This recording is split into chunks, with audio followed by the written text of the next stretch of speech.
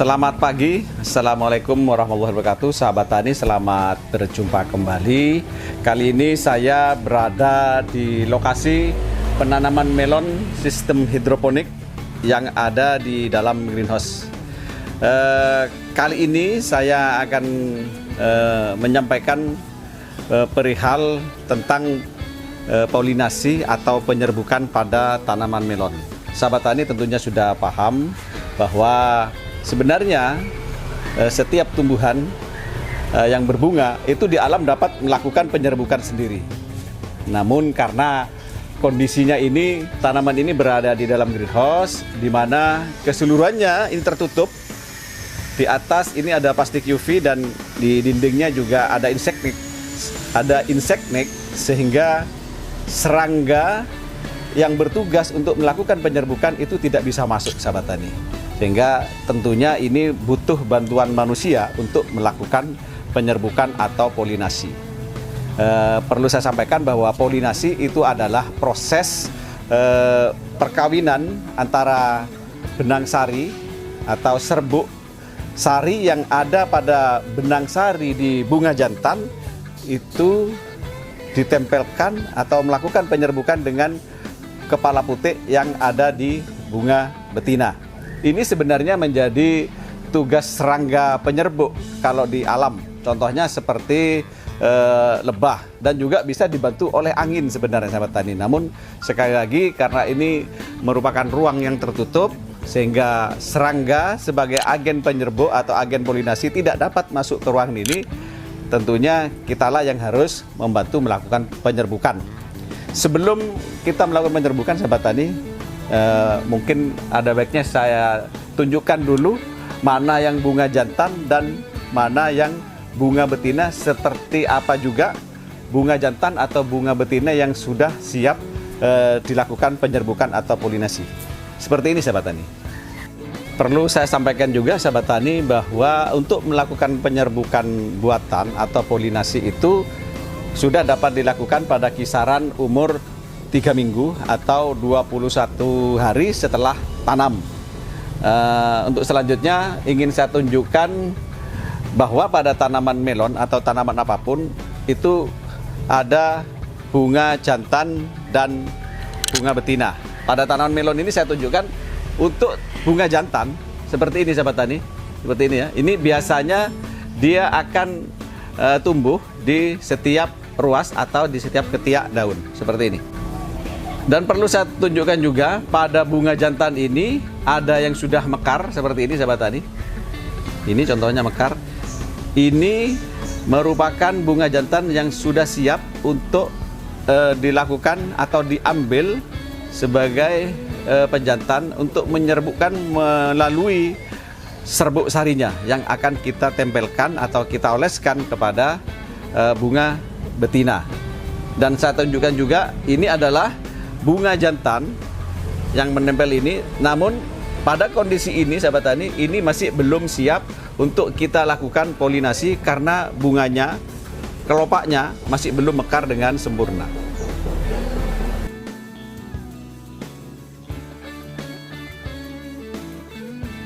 Dan untuk bunga betina, sahabat tani, bunga betina pada tanaman melon itu biasanya dia akan tumbuh atau muncul pada ruas atau kepada cabang seperti ini, percabangan seperti ini, dan akan muncul seperti ini, sahabat tani. Ini adalah bunga betina ya. Jadi bunga betina itu ditandai dengan di bawahnya ini membesar seperti ini. Ini adalah calon buah, sahabat tani. Dan pada kondisi bunga yang seperti ini, di mana kelopaknya masih belum membuka, artinya bunga ini masih belum mekar dengan sempurna, bunga betina ini masih belum siap untuk kita kawinkan atau kita lakukan penyerbukan ataupun polinasi.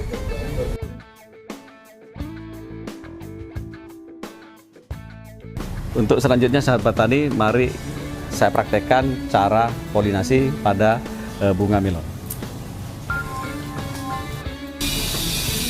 Dalam tahap polinasi atau penyerbukan, kita harus menghitung dulu ruas keberapa yang akan kita lakukan penyerbukan. biasanya penyerbukan itu dilakukan pada ruas antara ruas ke-7 sampai dengan ruas ke-11. Ada juga petani yang antara ruas ke-9 sampai dengan ruas ke-13. Namun di sini kami akan melakukan penyerbukan antara ruas ke-7 sampai dengan ruas ke-11, sahabat tani. Coba kita hitung dulu dari bawah seperti ini.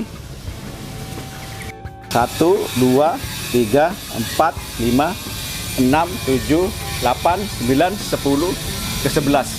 Di ruas ke-11 ini, sahabat tani, ini ada bunga betina yang sudah mekar, yang sudah siap untuk kita lakukan polinasi. Selanjutnya, sahabat tani, kita akan memilih bunga jantan yang ideal atau yang siap untuk kita lakukan penyerbukan, yaitu adalah bunga yang sudah kelopaknya mekar sempurna seperti ini, sahabat tani. Dan kalau kita lihat di dalam, kita lihat benang sarinya, di atasnya sudah ada benang sari.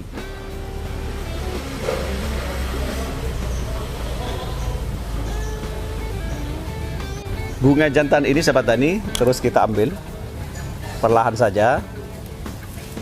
Kelopaknya perlu kita buang seperti ini.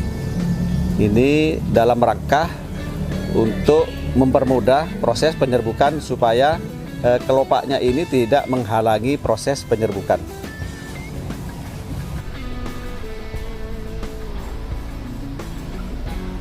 Lalu kita tempelkan atau kita oleskan perlahan saja, sahabat tani.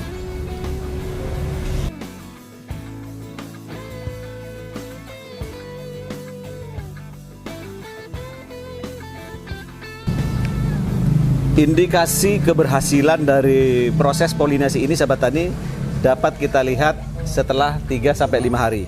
Manakala dalam rentang waktu 3-5 hari, kondisi ini, mohon maaf, seperti ini, calon buahnya ini tetap hijau, sahabat tani, pertanda polinasi kita berhasil.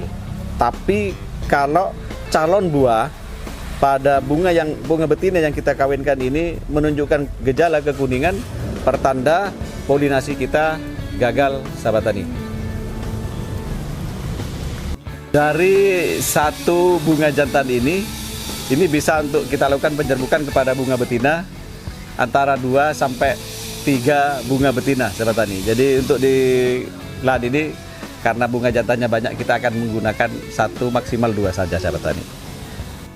Manakala pada hasil penyerbukan kita gagal, polinasi kita gagal, dia akan kekuningan dan jatuh, sahabat tani. Untuk itu sebaiknya pada setiap tanaman melon ini kita lakukan penyerbukan antara 1-3, sehingga nantinya kita akan bisa menseleksi buah itu, buah mana yang harus kita besarkan berdasarkan kriteria yang terbaik. Artinya buah itu biasanya ditandai dengan fisik, dia lonjong, pertanda buah itu dapat besar dengan sempurna. Beda dengan buah yang warnanya hijau gelap terus dia tidak lonjong, itu juga pertanda bahwa buah itu nanti perkembangannya ke depan juga tidak akan maksimal, sahabat tani. Jadi proses polinasi ini, sahabat tani, tidak kita lakukan hanya dalam waktu 1 hari, tapi kita akan lakukan dalam beberapa hari, menyesuaikan dengan perkembangan tanaman atau kesiapan bunga itu sendiri. Jika bunga itu sudah mekar dan siap untuk kita kawinkan, maka kita akan melakukannya.